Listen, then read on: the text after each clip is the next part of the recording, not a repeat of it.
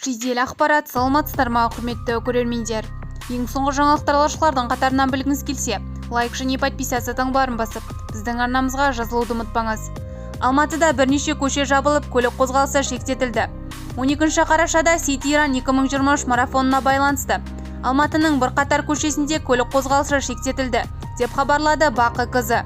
Ұйымдастырушылардың айтуынша, қалалық жарыс Төле би көшесіндегі Астана алаңынан бастау алады. Төле би көшесінің бойы Абылай хан даңғылынан Панфилов көшесіне дейін таңғы сағат 4:00-ден түскі 11:00-ге дейін жабылады.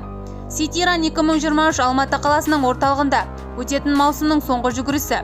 Жарысқа 15 жастан бастап барлық ниет білдірушілер қатыса алады. Олар үшін 10 км және 5 км екі қашықтық скандинавиялық серуенде ұсынылады. 2200 қатысушы жарысқа шығады деп жоспарлануда.